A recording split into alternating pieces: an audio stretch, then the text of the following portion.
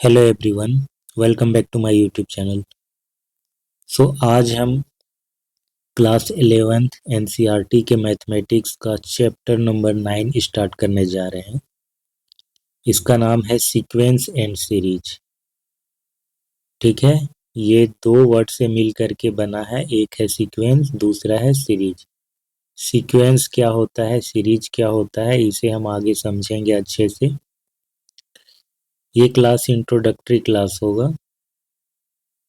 ठीक है, उसमें इसका बैकग्राउंड जानेंगे। इससे पहले आप सीक्वेंस थोड़ा सा पढ़े होंगे, क्लास 10th में आपको देखने को मिला होगा ये। ठीक है, इसमें हम थोड़ा सा इसके डिटेल वर्जन पे जाएंगे और कुछ और भी टाइप के सीक्वेंस हम देखेंगे, उनकी प्रॉपर्टी को डिस्कस करेंगे, देन हम सीरीज पे चलेंगे। इंट्रोडक्शन इसका देखते हैं। सीक्वेंस होता क्या है? A collection of objects ordered in such a way that it has identified first term। Sequence क्या है? ऑब्जेक्ट्स का कलेक्शन है। अब कलेक्शन क्या होता है? कलेक्शन हम पहले पढ़ चुके हैं कि एक वेल डिफाइंड कलेक्शन को हम well defined collection of distinct object को सेट कहते हैं। तो सीक्वेंस क्या है? सीक्वेंस भी कलेक्शन ऑफ ऑब्जेक्ट है, लेकिन एक प्रॉपर ऑर्डर में होना चाहिए। प्रॉपर ऑर्डर में कहने का मतलब है कि वो इस तरीके से अरेंज हो कि हम कह सकें कि ये वाला टर्म पहला टर्म है, फर्स्ट टर्म कहलाएगा, ये दूसरा टर्म है, ये सेकेंड कहलाएगा, ये थर्ड। इस तरीके से हम आइडेंटिफाई कर पाएंगे उसे, यानी कि वहाँ पर कुछ ऑर्डर होगा जिस वजह से हम उसे पहचान पाएंगे कि पहला कौन है, दूसरा कौन है। ठीक है, तो इसी को बोलते हैं कि एक सीक्वेंस में अरेंज करना। कुछ एग्जाम्पल लेकर के देखते हैं, उससे क्लियर होगा। Population of human being at different time form a sequence। Population of human being at different time, यानी कि अलग अलग समय पर जो पॉपुलेशन है, मान लीजिए कि हम एक शहर के पॉपुलेशन की बात कर रहे हैं, तो अलग अलग ईयर में हम देख रहे हैं। ठीक है, हर साल आप जानते हैं कि वो चेंज होगा, वो बढ़ भी सकता है, घट भी सकता है। ठीक है, तो सीक्वेंस में जरूरी नहीं है कि जो ऑब्जेक्ट है वो बढ़े, उसका वैल्यू बढ़े, वो घट भी सकता है, बढ़ भी सकता है। अगर हम एक शहर के पॉपुलेशन की बात करें तो अलग अलग ईयर में, मान लीजिए कि 2000, ठीक है, 2000 में इसकी पॉपुलेशन शहर की 2 लाख, ठीक है, 2 लाख थी। फिर हम इसे चेक करते हैं 2005 में, तो इससे पता चलता है कि 2.5 लाख। ठीक है, फिर हम चेक करते हैं 2010 में, फिर वहाँ पर देखने को मिलता है कि इस बार 2.7 लाख हो गया है। तो इस तरीके से हम अलग अलग ईयर में देखते हैं कि डेटा चेंज हो रहा है। ऐसा भी हो सकता है कि 2015 में देखें तो 2.6 लाख हो गया हो, यानी कि घट गया हो। तो इस तरीके से ये सीक्वेंस बनता है, जरूरी नहीं कि वो बढ़े। कहने का मतलब है कि जो हम अलग अलग ईयर में चेक किए, तो हम यहाँ पर आइडेंटिफाई कर सकते हैं कि जो 2000 में हमने चेक किया, जो डेटा मिला, उसको हम बोलेंगे पहला, फर्स्ट ऑब्जेक्ट या पहला डेटा, दूसरे को बोलेंगे सेकेंड डेटा। ठीक है, इस तरीके से हम इसे अरेंज कर पाएंगे कि ये पहला है, ये दूसरा है, देन तीसरा आएगा, देन चौथा आएगा। ठीक है, तो इस आइडेंटिफिकेशन की वजह से जो अरेंजमेंट बनता है उसे हम बोलते हैं सीक्वेंस। दूसरा एग्जांपल है, the amount money deposited in A bank over A number of year form A sequence. आप अपने अकाउंट में जो मनी डिपॉजिट करते हैं अलग अलग टाइम पर, हर एक साल जो डिपॉजिट करते हैं तो वो भी एक सीक्वेंस है। ठीक है, क्योंकि यहाँ पर ये जो सीक्वेंस बन रहा है वो ईयर की वजह से बन रहा है। आप कितने पैसा जमा कर रहे हैं या ज़्यादा कर रहे हैं या कम कर रहे हैं उससे मतलब नहीं है। ये सीक्वेंस बन रहा है ईयर की वजह से, क्योंकि आप अलग अलग ईयर में कर रहे हैं। मान लेते हैं कि आपने 2020 में आपने कुछ किया, फिर 2021 में किया, फिर 2022 में किया, फिर 2023 में किया, 2024 में, देन 2025 में। तो ये जो ईयर है इसकी वजह से हम बता पाएंगे कि 2020 में जो हम किए उसको बोलेंगे कि first deposit, second deposit, third deposit.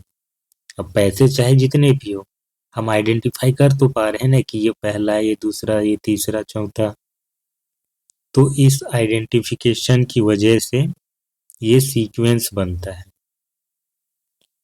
अब हम जानेंगे प्रोग्रेशन क्या होता है। A sequence following a specific pattern is called progression। ठीक है, सो सीक्वेंस तो अब जान गए क्या होता है। इसमें हम आइडेंटिफाई कर पाते हैं पहला कौन है, दूसरा कौन है, तीसरा। ये बढ़ भी सकता है, घट भी सकता है। ठीक है, ऑर्डर तो होता है बट पैटर्न नहीं होता उसमें। पैटर्न हो भी सकता है क्योंकि प्रोग्रेशन है वो भी एक सीक्वेंस ही है, तो उसमें पैटर्न हो भी सकता है, नहीं भी हो सकता है। सीक्वेंस में पैटर्न हो सकता है, नहीं भी हो सकता है, पैटर्न लेस भी हो सकता है। लेकिन जैसे ही पैटर्न आ जाएगा वही सीक्वेंस प्रोग्रेशन बन जाता है। ठीक है, एक स्पेसिफिक पैटर्न जैसे वो बढ़ रहा हो एक सर्टेन कॉमन डिफरेंस से। ठीक है, आपने क्लास 10th में पढ़ा होगा अरिथमेटिक प्रोग्रेशन, उसी का हम एक एग्जाम्पल दे रहे हैं। ये है हमारा एक प्रोग्रेशन। क्या है इसमें, पहला टर्म है 3, दूसरा टर्म 7 हो गया, यानी कि 4 बढ़ गया। तो अब तीसरे टर्म में फिर से 4 बढ़ेगा, 7 4 11, फिर 4 जुटेगा इसमें 15, फिर 4 19, ऐसे कर करके ये बढ़ेगा। तो ये एक स्पेसिफिक पैटर्न को फॉलो कर रहा है। इसमें कॉमन डिफरेंस हमारा क्या है, 4 है। यानी कि हर एक टर्म में आप 4 जोड़िए तो नेक्स्ट वाला टर्म मिलते चला जाएगा। तो ये एपी का एक एग्जाम्पल है। एक दूसरा एग्जाम्पल देखते हैं जीपी। इसे बोलते हैं ज्योमेट्रिक प्रोग्रेशन। इसके बारे में हम डिटेल में आगे पढ़ने वाले हैं।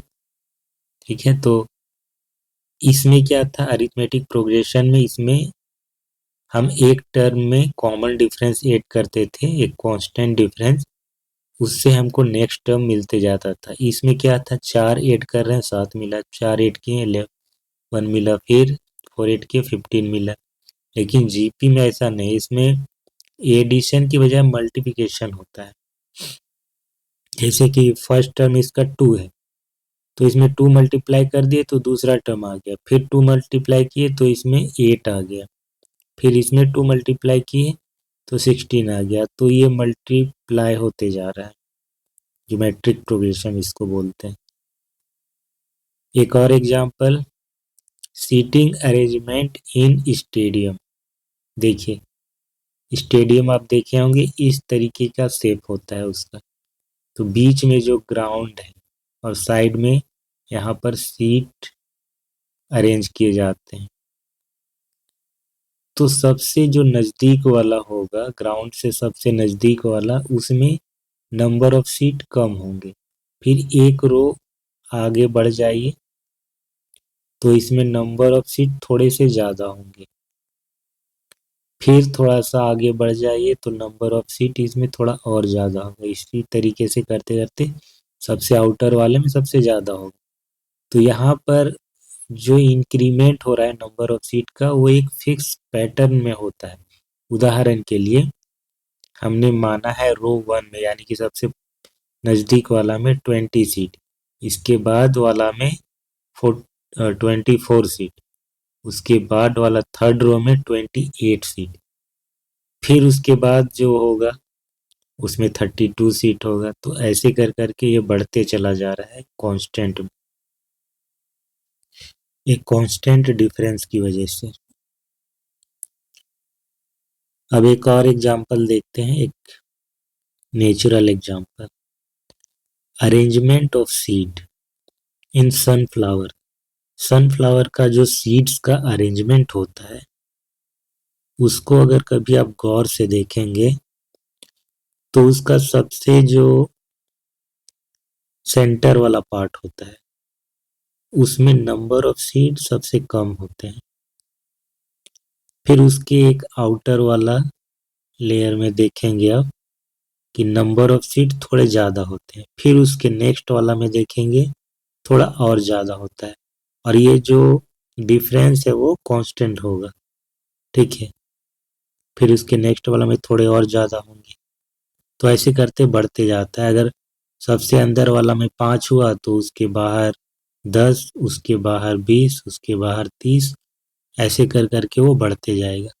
तो ये क्या है, ये एक एपी का एग्जाम्पल है, ठीक है। इसके जो सीड है वो एक अरिथमेटिक प्रोग्रेशन में अरेंज्ड है।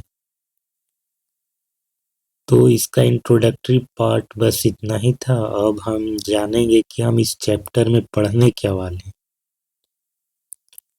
इस चैप्टर में हम डील करेंगे अरिथमेटिक प्रोग्रेशन से, जिसे आप क्लास 10 में पढ़ चुके हैं, लेकिन हम थोड़ा सा इसमें डीपर जाएंगे। इसमें हम जानेंगे अरिथमेटिक मीन क्या होता है, फिर ज्योमेट्रिक प्रोग्रेशन देखेंगे, ज्योमेट्रिक मीन क्या होता है वो जानेंगे।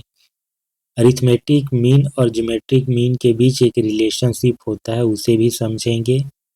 स्पेशल सीरीज जानेंगे, ठीक है। अरिथमेटिक प्रोग्रेशन और ज्योमेट्रिक प्रोग्रेशन के अलावे भी सीरीज हो सकते हैं, इसको हम स्पेशल सीरीज बोलते हैं। Special series in form of sum to n term of conjugative natural number, फिर sum to n term of sequence of natural number, यानी कि 1 2 प्लस 3, ये सब जो नेचुरल नंबर है इनका सम टू पार्टिकुलर नेचुरल नंबर। उसके बाद स्क्वायर और क्यूब का भी सम होता है, square of natural number, cube of natural number का सम। सो सीक्वेंस स्टार्ट करते हैं। जैसा कि हम पहले डिस्कस कर चुके हैं कि सीक्वेंस क्या होता है।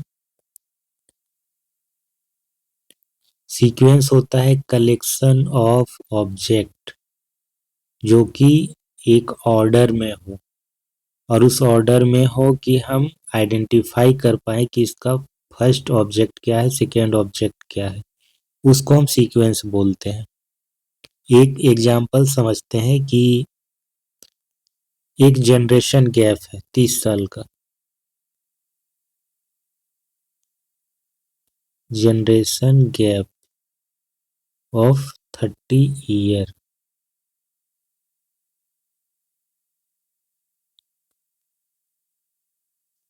आपसे क्वेश्चन पूछा जाए कि नंबर ऑफ इंसेस्टर को फाइंड आउट करना है। एंसेस्टर क्या हो गए, पेरेंट्स हो गए, ठीक है। फिर इसके ऊपर ग्रैंड पेरेंट्स हो गए, फिर उसके ऊपर ग्रेट ग्रैंड पेरेंट्स हो जाएगा, ऐसे करके ये बढ़ते चला जाएगा। तो एक इंसान 300 साल में कितने उसके एंसेस्टर होंगे। Find the number of ancestors in 300 years। देखिए जनरेशन गैप दिया गया है 30 ईयर का।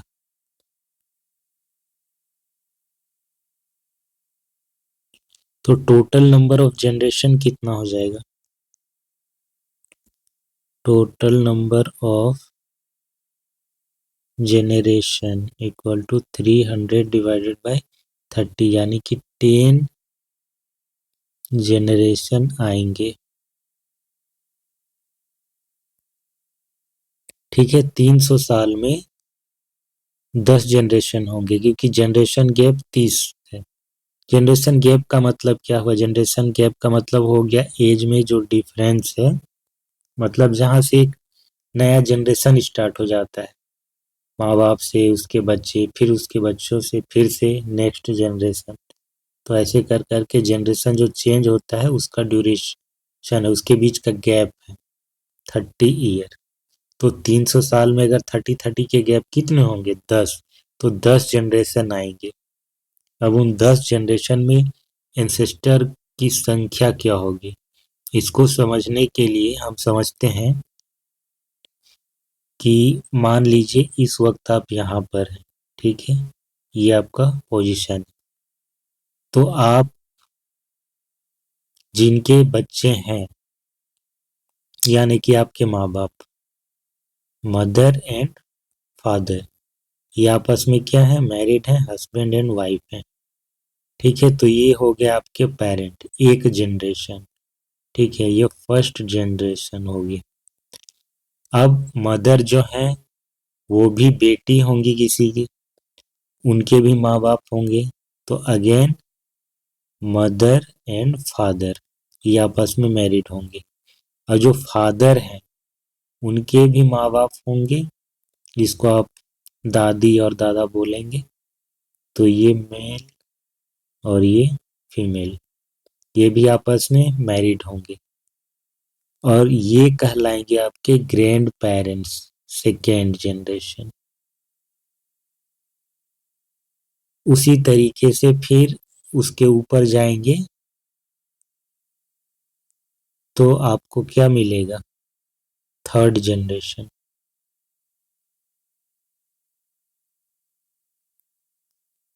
फिर ऊपर जाएंगे फिर आपको मिलेगा, ऐसे करके जनरेशन जितना मतलब आप पीछे जाएंगे आपको नंबर ऑफ एंसेस्टर उतने ही ज़्यादा मिलेंगे। पहले यहाँ पर एक है, फिर यहाँ पर दो, फिर चार, उसके बाद यहाँ पर 8 हो रहा है। तो आप देख सकते हैं कि 2 पर पावर 0, 2 पर पावर 1, 2 पर पावर 2, 2 पे पावर 3, यानी कि 2 पे पावर बढ़ते जा रहा है। इस तरीके से नंबर ऑफ एंसेस्टर कैलकुलेट होंगे, ठीक है। ये आप हैं,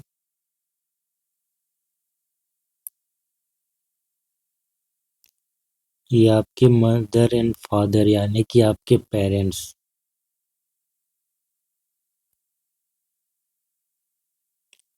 तो इसके भी माँ बाप होंगे इनके। नंबर ऑफ एंसेस्टर इसमें कितने हो गए? 2 पे पावर 2 4। इसी तरीके से इनके भी माँ बाप होंगे, इनके भी माँ बाप, इनके भी माँ बाप। तो ये कितना हो जाएगा? 2 पे पावर 3, यानी कि 8 नंबर ऑफ एंसेस्टर। अब हम जानते हैं टर्म ऑफ सीक्वेंस क्या होता है। सीक्वेंस का जो नोटेशन है वो ऐसा होता है, ऐसे हम उसके टर्म को डिनोट करते हैं। इसको बोलते हैं पहला टर्म, इसको दूसरा, तीसरा, इसको बोलते हैं nth टर्म। और इसी nth टर्म को हम जनरल टर्म भी बोलते हैं। A1 फर्स्ट टर्म हो गया, A2 second term, A3 third term, ये nth टर्म। nth टर्म को क्या बोलेंगे? General term. फाइनाइट सीक्वेंस क्या होता है?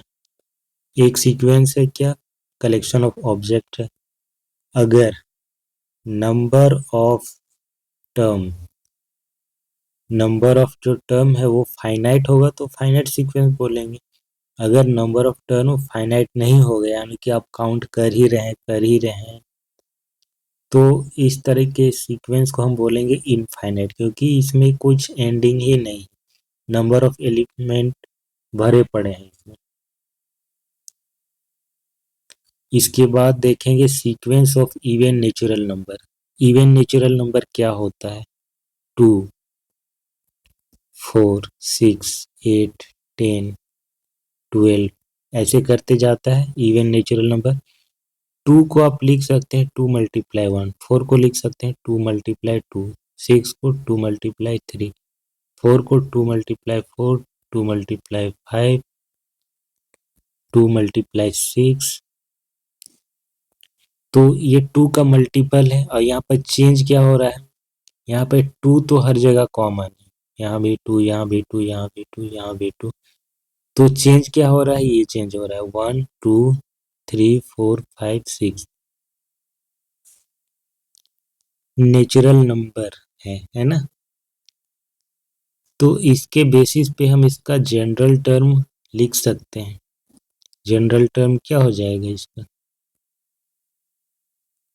General term equal to 2n। यहाँ पर n क्या है, स्मॉल n, ये नेचुरल नंबर को रिप्रेजेंट करता है। सो n के अलग अलग वैल्यू के लिए आपको अलग अलग टर्म मिलेंगे। अगर n इक्वल टू 1 रख देते हैं, that means 2 multiply 1 equal to 2, ये फर्स्ट टर्म हो जाएगा। अगर n इक्वल टू 2 रख दें तो 2 मल्टीप्लाई 2 इक्वल टू 4, ये सेकेंड टर्म आ जाएगा। 2 मल्टीप्लाई 3, ये 8, थर्ड टर्म। तो इस तरीके से होगा। सो इसका जनरल टर्म क्या हो गया, general term equal to 2n, और n क्या है, नेचुरल नंबर है। फिर इसके बाद देखेंगे sequence of odd natural number क्या होता है। 1 3 5 7, ये हो गया हमारे ऑड नेचुरल नंबर। तो इसका जो सीक्वेंस होगा उसी को बोलेंगे sequence of odd natural number. अब इसका जनरल टर्म को हम कैसे फाइंड आउट करेंगे, इसको हम रिलेट कैसे करेंगे। देखिए यहाँ पर फर्स्ट टर्म क्या है, 1 है, ये दूसरा टर्म, ये तीसरा टर्म।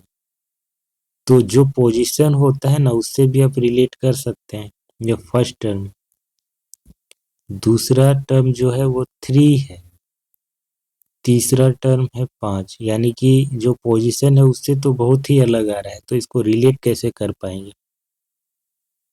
दूसरा है हमारे पास अगर, तो इसमें 3 आ रहा है, तीसरा है तो 5 आ रहा है। देखिए 1 को हम क्या लिख सकते हैं, 1 को लिख सकते हैं 2 मल्टीप्लाई 1 माइनस 1। 2 को लिख सकते हैं 2 मल्टीप्लाई 2 माइनस 2। 3 को लिख सकते हैं 2 मल्टीप्लाई 3 माइनस, माइनस क्या, अच्छा 2 तो है ही नहीं ना, ऑड नंबर की बात कर रहे हैं। तो 1 को हम लिख सकते हैं 2 मल्टीप्लाई 1 माइनस 1। 3 को लिख सकते हैं 2 मल्टीप्लाई 3 माइनस 1। 5 को लिख सकते हैं 2 मल्टीप्लाई 5 माइनस 1। 7 को लिख सकते हैं 2 मल्टीप्लाई 7 माइनस 1। ओह मिस्टेक।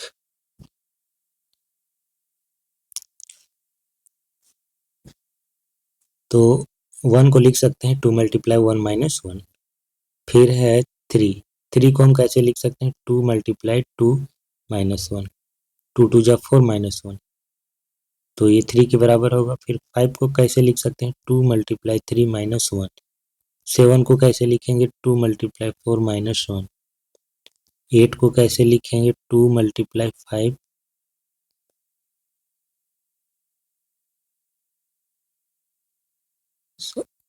8 तो है ही नहीं ना, 9 होगा माइनस 1। 2 multiply 5 minus 1। तो जितने भी ऑड नंबर हैं, ऑड नेचुरल नंबर हैं, उनको हम इस तरीके से लिख सकते हैं। यहाँ पर 2 क्या है, सब में आ रहा है, 2 फिक्स है, ये चीज चेंज हो रहा है, ये नेचुरल नंबर है 1 2 3 4 5, ठीक है।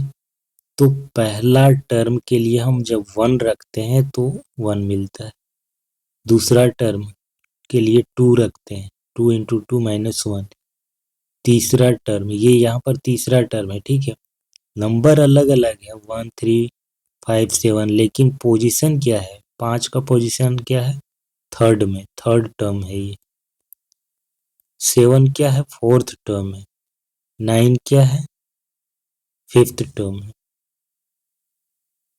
तो इन जनरल हमें क्या मिला, जनरल टर्म हमें क्या मिलेगा, इक्वल टू 2n माइनस 1। यहाँ पर n क्या है, नेचुरल नंबर। n का अलग अलग वैल्यू रखिए, आपको हमेशा क्या मिलेंगे, ऑड नंबर मिलेंगे नेचुरल। फिबोनाची सीक्वेंस क्या होता है इसे जानते हैं, इसे पढ़ना नहीं है, बट ये भी एक सीक्वेंस है, एक यूनिक सीक्वेंस है, इसीलिए इसे बताया जा रहा है। तो स्टार्ट होता है ये 0 और 1 से। अब इसमें पहले तो ये दोनों है 0, 1। इसके अलावे जितने भी टर्म है वो अपने पिछले 2 टर्म के सम के बराबर होता है। 0 और 1 हो गया, इन दोनों को अब जोड़िए तो नेक्स्ट टर्म मिलेगा 1। देन 1 और 1 को अगर ऐड करेंगे तो आपको 2 मिलेगा, जो कि यहाँ पर 2 है। 2 और 1 को ऐड करेंगे तो 3 मिलेगा। 3 2 को ऐड करेंगे तो 5 मिलेगा। 5 3 को करेंगे तो 8। 8 5 को करेंगे 30। 13 8 को करेंगे 21। इस तरीके से आप देखेंगे कि ये बढ़ता ही जा रहा है, रुक नहीं रहा। तो इस सीक्वेंस को ही बोलते हैं फिबोनाची सीक्वेंस। फिबोनाची एक मैथमेटिशियन का नाम था, उनके नाम पर ये सीक्वेंस दिया गया है। जानते हैं आगे sequence as a function. Sequence को हम फंक्शन भी बोलते हैं। क्यों बोलते हैं? सीक्वेंस फंक्शन कैसे हो गया, देखिए कैसे हो गया। सीक्वेंस के एलिमेंट ऑर्डर्ड वे में होते हैं, अरेंज होते हैं, जिसमें हम पोजीशन उसका फिक्स करते हैं। हम आइडेंटिफाई कर पाते हैं कि पहला कौन है, दूसरा कौन है, उसके पोजीशन के बेसिस पे। तो अगर ए कोई सेट है तो सीक्वेंस क्या होगा, ए के एलिमेंट्स का सीक्वेंस होगा एक function from set of natural number n to A. यानी कि ए के एलिमेंट का सीक्वेंस की बात करें तो set of natural number n से इसके एलिमेंट में ही क्या करते हैं, मैप कर देते हैं। यानी कि ये जो क्या है, ये क्या है, set of natural number n। यहाँ पर f का डोमेन है और n में एलिमेंट कैसे होंगे, 1 2 3 ये सब तो होंगे, नेचुरल नंबर होंगे। तो 1 को ये भेज रहा है A1 पे, 2 को भेज रहा है A2 पे, 3 को भेज रहा है A3 पे। तो जो इसका सफिक्स है ना, ये इसकी वजह से, सेट ऑफ नेचुरल नंबर की वजह से 1 को मैप कर दिया सेट ए के किसी एलिमेंट में, उसका नाम रख दिया A1, आइडेंटिफाई हो गया। यहाँ पर 1 रख देने का मतलब ये पहला स्टूडेंट जो आया उसका है।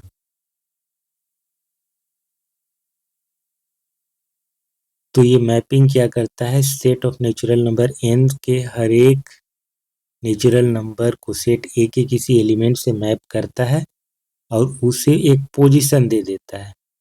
यहाँ पर A1 A2 क्या है, ये सेट ए के एलिमेंट है। तो ये जो 1 2 3 ये जो सफिक्स दिख रहा है वो नेचुरल नंबर से ही असाइन किया गया है। 1 को असाइन कर दिया इस पे, इसके मैप कर दिया, 1 चला गया A1 पे, 2 चला गया A2 पे। तो इनको एक नाम मिल गया, एक पोजीशन मिल गया कि ये पहला कहलाएगा, ये दूसरा, ये तीसरा, चौथा, ऐसे करते करते ये n हुआ। सो इसीलिए सीक्वेंस क्या होता है, ए फंक्शन होता है from set of natural number n to any set, जिस सेट के एलिमेंट की हम बात कर रहे हैं। फाइनली हम सीरीज भी देख लेते हैं, इसके बाद आगे हम नेक्स्ट क्लास में इस पर क्वेश्चन करेंगे। तो सीरीज क्या होता है, सीक्वेंस आपने पढ़ लिया क्या होता है। Let A1 A2 A3 dot dot dot AN be a given sequence, then the expression A1 plus A2 plus A3 plus dot dot dot AN plus. So यहाँ पर सीक्वेंस के जो एलिमेंट है उसी का जो सम करेंगे हम, तो ये बन जाएगा सीरीज। और ये एसोसिएटेड होगा किससे, given sequence. The series is finite or infinite according to the given sequence is finite or infinite। तो ये जो सीरीज है ये फाइनाइट होगा या इनफाइनाइट होगा, ये इस बात पर डिपेंड करता है कि जो सीक्वेंस है वो हमारा फाइनाइट है या नहीं। अगर सीक्वेंस में नंबर ऑफ एलिमेंट फाइनाइट है तो सीरीज भी फाइनाइट होगा। अगर सीक्वेंस में ही नंबर ऑफ एलिमेंट इनफाइनाइट है तो सीरीज में क्या होगा, इनफाइनाइट नंबर का टर्म इनफाइनाइट होगा। अब सीरीज के जो एलिमेंट्स हैं A1 plus A2 plus A3 plus endlessly AN तक, उसको हम ऐसे ना लिख करके एक सिंपल वे में लिख सकते हैं। ठीक है, इतना लंबा हम लोग नहीं लिखेंगे क्योंकि देखा जाए तो यहाँ पर ए सब जगह कॉमन है, जो चेंज हो रहा है वो क्या है, इंडेक्स सफिक्स 1 2 3 ऐसे करते हुए एन तक आ रहा है, तो ये सफिक्स इसका चेंज हो रहा है। तो क्यों ना हम उस सफिक्स की जगह पर एक जनरल टर्म यूज करें, इसे जनरलाइज कर दें, इंडेक्सिंग कर दें। तो इसी को हम लिखते हैं इस तरीके से, इसको बोलते हैं सिग्मा। इससे आप लोग पहले से ही फेमिलियर है, ठीक है, फेमिलियर है ना। ये कहाँ आपको देखने को मिलता है, आपको मिलता है स्टैटिस्टिक्स में। समेशन ऑफ एफ, आपने पढ़ा होगा समेशन ऑफ एफ एक्स, तो ये सम को डिनोट करता है।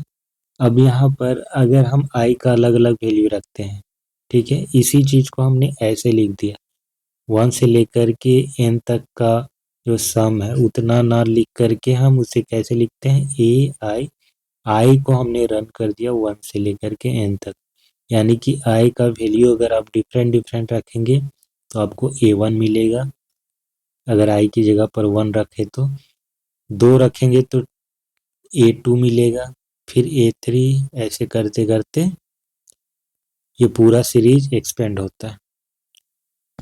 सो ये लेक्चर यहीं पर ख़त्म हुआ, मिलेंगे नेक्स्ट क्लास में और उसमें कुछ एग्जाम्पल और क्वेश्चन डिस्कस करेंगे। सो वीडियो अगर अच्छा लगा हो तो इसे लाइक और शेयर करें, चैनल को ज़रूर सब्सक्राइब कर लें। Thanks for watching, have a nice day, good bye.